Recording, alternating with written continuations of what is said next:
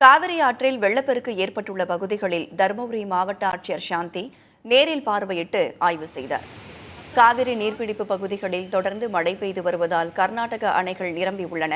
இதனால் கபினி மற்றும் கிருஷ்ணராஜசாகர் அணைகளிலிருந்து வினாடிக்கு சுமார் 1,65,000 கன அடி தண்ணீர் காவிரி ஆற்றில் உபரி நீராக திறந்துவிடப்பட்டுள்ளது. காவிரி ஆற்றில் தமிழக எல்லையான பிலிகுண்டுலுவிற்கு வினாடிக்கு சுமார் 1,60,000 கன அடியாக நீர்வரத்து அதிகரித்துள்ளது. இதன் காரணமாக காவிரி ஆற்றில் வெள்ளம் கரைபுரண்டு ஓடுகிறது.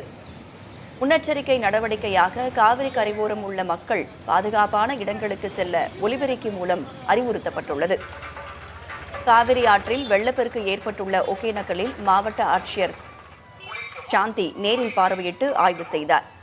இதில் பரிசல் துறை, ஒகேனக்கல் கூட்டு குடிநீர் திட்டத்திற்கு நீரேற்றம் இடம், படித்துறை உள்ளிட்ட பகுதிகளில் மாவட்ட ஆட்சியர் பார்வையிட்டு பாதுகாப்பு முன்னெச்சரிக்கை நடவடிக்கைகள் குறித்து அதிகாரிகளுக்கு அறிவுறுத்தல் வழங்கினார்.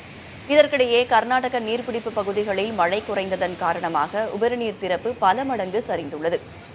வினாடிக்கு 1,64,000 கன அடி நீர் திறந்துவிடப்பட்ட நிலையில் 41,000 கன அடியாக குறைக்கப்பட்டுள்ளது. இதனால் பிலிகுண்டுலுவிற்கு வரும் நீரின் வரத்து படிப்படியாக குறையும் என்று எதிர்பார்க்கப்படுகிறது.